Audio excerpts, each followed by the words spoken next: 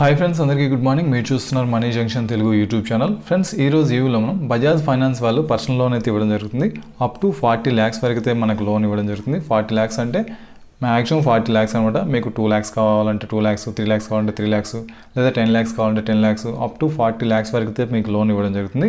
So ఈ Bajaj finance వాళ్ళు ఇచ్చే ఈ పర్సనల్ లోన్కి మనం ఆన్లైన్లో ఎలా అప్లై చేసుకోవాలి అనే దానికి సంబంధించి స్టెప్ బై స్టెప్ ఎక్స్ప్లెయిన్ చేస్తాను. ఈ వీడియోని మీరు స్కిప్ చేయకుండా చివరి దాకా అయితే చూడండి. ఫ్రెండ్స్, ఇంకా మన ఛానల్ ఎవరైనా సబ్స్క్రైబ్ చేసుకోమంటే సబ్స్క్రైబ్ చేసుకొని పక్కన బెల్ ఐకాన్ క్లిక్ చేస్తే మన ఛానల్ వచ్చే కొత్త వీడియోస్ మీకు ఎప్పటికప్పుడు నోటిఫికేషన్లో వస్తుంటాయి. ఈ వీడియోకి ఒక లైక్ అయితే చేయండి, ఎందుకంటే మీరు చేసే లైక్ అనేది మాకు కొంచెం సపోర్టివ్గా ఎంకరేజ్మెంట్గా ఉంటుంది. Thank you friends. ఇక టాపిక్లోకి వెళ్దాం. ఫ్రెండ్స్, మీరు బజాజ్ ఫైనాన్స్ సంబంధించి పర్సనల్ లోన్కి అప్లై చేసుకోవాలంటే మీరు వెబ్సైట్లో ఈ పేజ్కి అయితే రావాల్సి ఉంటుంది. ఈ పేజ్ యొక్క లింక్ నేను వీడియో కింద డిస్క్రిప్షన్లో ఇస్తాను. మీరు ఆ పేజ్ని క్లిక్ చేయండి, డైరెక్ట్ మీకు ఈ పేజ్ అయితే వస్తుంది. ఇక్కడ దాన్ని క్లిక్ చేయగానే మనకి డైరెక్ట్ ఈ పేజ్ వస్తుంది. ఇక్కడ హోమ్ పేజ్లో ఇక్కడ చూడండి, మనం ఇలా కిందికి వెళ్తుంటే ఇక్కడ అప్లై అనే ప్రాసెస్ ఒకటి వస్తుంది. సో ఇక్కడ ఈ అప్లై అని ఉంది కదా, ఈ అప్లై పైన క్లిక్ చేయండి. అప్లై పైన క్లిక్ చేస్తే నెక్స్ట్ పేజ్ మనకి వెళ్తుంది. సో ఇక్కడ ఏంటంటే మీరు బజాజ్ ఫిన్సర్కి సంబంధించి మీరు లోన్కి అప్లై చేసుకోవాలంటే ఫస్ట్ మీ యొక్క మొబైల్ నెంబర్ ఎంటర్ చేయాల్సి ఉంటుంది. మొబైల్ నెంబర్ ఎంటర్ చేసి రిజిస్ట్రేషన్ అయ్యి మీరు లాగిన్ అయితే అవ్వాల్సి ఉంటుంది.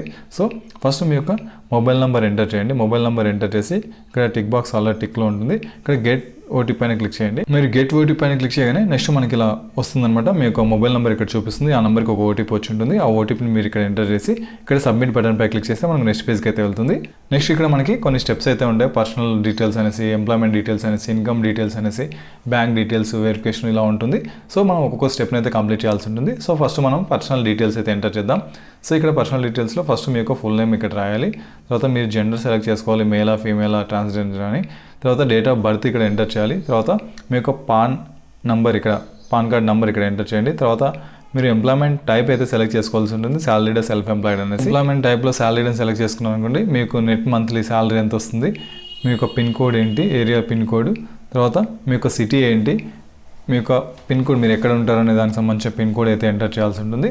తర్వాత మీ యొక్క సిటీ, తర్వాత ఈ టర్మ్స్ అండ్ కండిషన్స్ యాక్సెప్ట్ చేసి ఇక్కడ కంటిన్యూ పైన క్లిక్ చేస్తే మనకు నెక్స్ట్ పేజ్కి అయితే వెళ్తుంది. నెక్స్ట్ ఏంటంటే సెకండ్ స్టెప్ అనమాట, ఎంప్లాయ్మెంట్ డీటెయిల్స్ అయితే ఇక్కడ ఇవ్వాల్సి ఉంటుంది.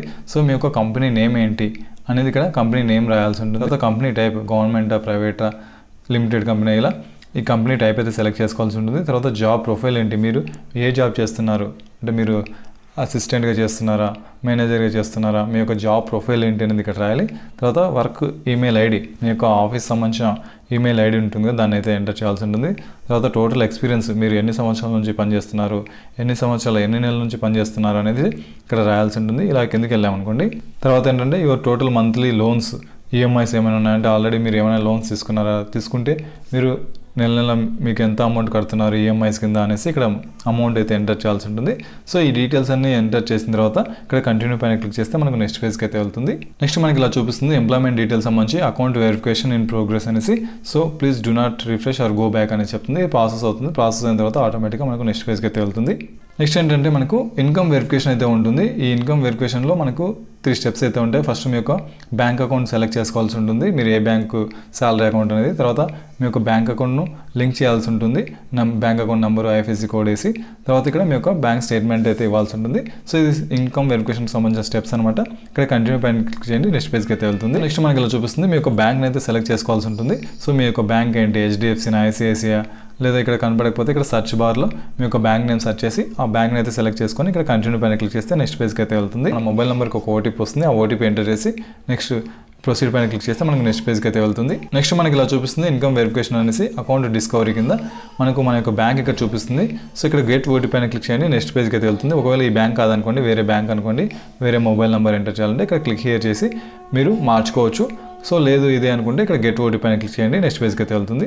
నెక్స్ట్ మనకి ఇలా వస్తుంది. సో ఎంటర్ బ్యాంక్స్ ఓటీపీ అనేసి ఇక్కడ మీకు మొబైల్ నెంబర్కి ఓటీపీ వచ్చి ఉంటుంది. ఆ ఓటీపీని ఎంటర్ చేసి ఇక్కడ ప్రొసీడ్ పైన క్లిక్ చేస్తే మనకు నెక్స్ట్ పేజ్కి అయితే వెళ్తుంది. మీ యొక్క బ్యాంక్ అనేది లింక్ అయింది. ఆ లింక్ అయిన బ్యాంక్ సంబంధించి టర్మ్స్ అండ్ కండిషన్స్ ఓకే చేసి ఇక్కడ అప్రూవ్ పైన క్లిక్ చేస్తే మీ యొక్క బ్యాంక్ అనేది లింక్ అయిపోతుంది. సో నెక్స్ట్ పేజ్కి అయితే వెళ్తుంది. మీ యొక్క బ్యాంక్ స్టేట్మెంట్స్ ఫెచ్డ్ సక్సెస్ఫుల్ అని వస్తుంది.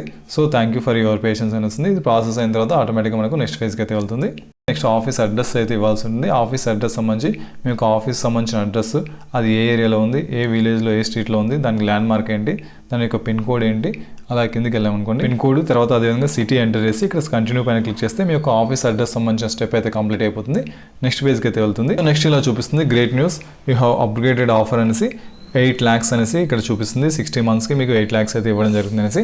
సో మీరు ఇచ్చిన పాన్ కార్డ్ డీటెయిల్స్, మీరు ఇచ్చిన శాలరీ స్టేట్మెంట్స్, తర్వాత మీరు ఎంప్లాయ్మెంట్ డీటెయిల్స్ సంబంధించి మీకు మంత్లీ ఎంత వస్తుంది, ఈ డీటెయిల్స్ అన్ని ఇచ్చింటారు కదా, దాన్ని బేస్ చేసుకొని ఎవరెవరికి ఎంత లోన్ ఇవ్వాలి అనేది డిసైడ్ చేస్తుంది అనమాట. సో ఈ 8 lakhs అనేది ఒక్కొక్కరికి ఒకలా ఉంటుంది, ఒక్కొక్కరికి ఒక టైప్ ఆఫ్ అమౌంట్ ఉంటుంది అనమాట లిమిట్ అనేది. సో ఇక్కడ నేను ఇచ్చిన డీటెయిల్స్ బేస్ చేసుకొని 8 lakhs లిమిట్ అయితే రావడం జరిగింది. సో 8 lakhs అమౌంట్ అనేది ఇక్కడ చూపిస్తుంది. సో మీకు ఎంత అమౌంట్ కావాలి, ఇక్కడ మనకి 8 lakhsకి 60 months టెన్యూర్ అయితే మనం చెప్పుకున్నాం 3 types ఉంటాయని, ఫ్లెక్సీ హైబ్రిడ్ అని, టర్మ్ లోన్, తర్వాత ఫ్లెక్సీ టర్మ్ అని, టర్మ్ లోన్ ఇలా ఉంటుంది. సో మీకు ఈ 8 lakhs వద్దు, మనకి కొంత అమౌంట్ తక్కువ, జస్ట్ మనకు 2 lakhs కావాలి, 3 lakhs కావాలి, ఎంత అమౌంట్ అవసరం లేదనుకుంటే ఇక్కడ ఎడిట్ డీటెయిల్స్ ఉంది కదా, దీన్ని క్లిక్ చేశారనుకోండి మీకు అమౌంట్ ఎడిట్ చేసుకోవడానికి ఆప్షన్ ఉంటుంది. సో మనం ఎడిట్ డీటెయిల్స్ ఎంటర్ చేసి మనం అమౌంట్ మార్చుదాము. ఫర్ ఎగ్జాంపుల్ నాకు 2 lakhs కావాలనుకుంటే 2 lakhs అమౌంట్ ఇక్కడ ఎంటర్ చేస్తాను.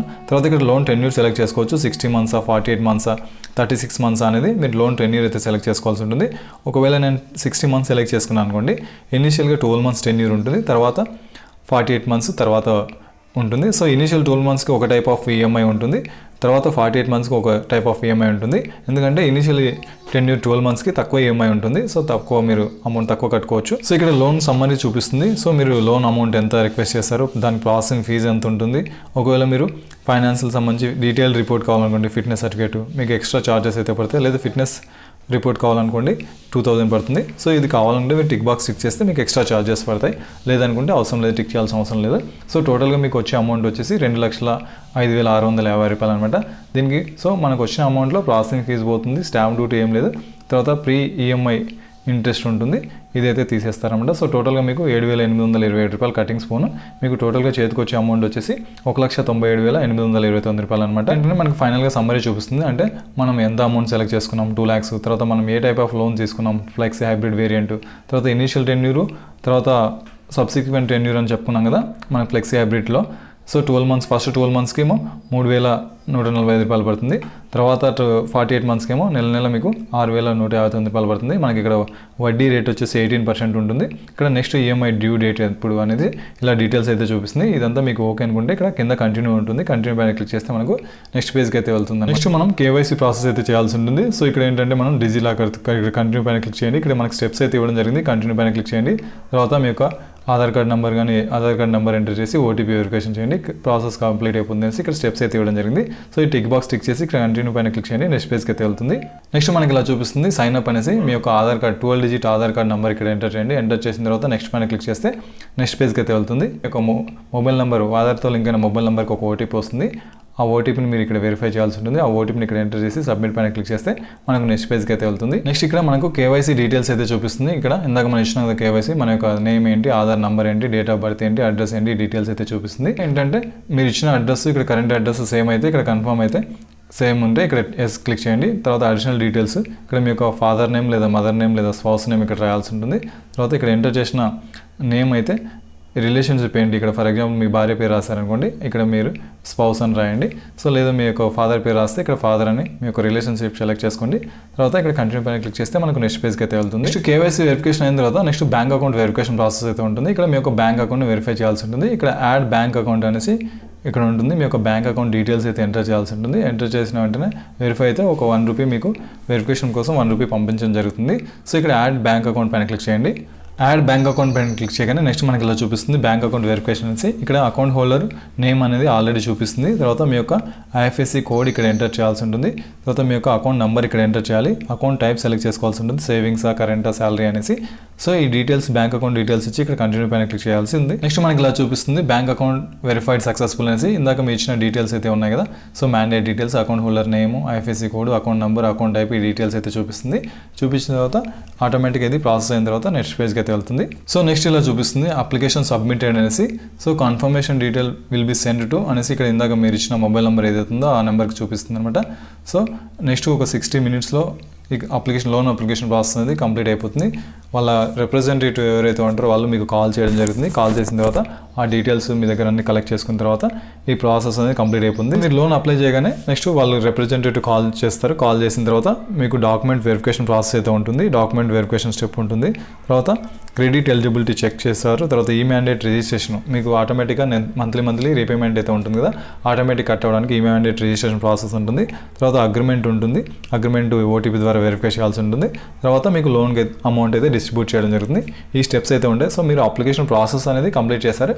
నెక్స్ట్ వాళ్ళు మనకు రిప్రజెంటేటివ్స్ ఎవరైతే ఉంటారో వాళ్ళు చేస్తారనమాట ఈ ప్రాసెస్ అంతా అయిపోయిన తర్వాత మన అమౌంట్ మనకు బ్యాంకులో డిస్ట్రిబ్యూట్ అయిపోతుంది. సో ఈ విధంగా చాలా ఈజీగా మీరు బజాజ్ ఫైనాన్స్ సంబంధించిన పర్సనల్ లోన్కి అప్లై చేసుకోవచ్చు. ఫ్రెండ్స్, ఈ వీడియో మీకు ఉపయోగపడిందని అనుకుంటున్నాను. ఇలాంటి మరిన్ని వీడియోస్ కోసం మన ఛానల్ సబ్స్క్రైబ్ చేసుకొని పక్కన బెల్ ఐకాన్ క్లిక్ చేస్తే మన ఛానల్ వచ్చే కొత్త వీడియోస్ మీకు ఎప్పటికప్పుడు నోటిఫికేషన్లో వస్తుంటాయి. ఈ వీడియోకి ఒక లైక్ అయితే చేయండి, ఎందుకంటే మీరు చేసే లైక్ అనేది మాకు కొంచెం సపోర్టివ్గా ఎంకరేజ్మెంట్గా ఉంటుంది. Thank you friends.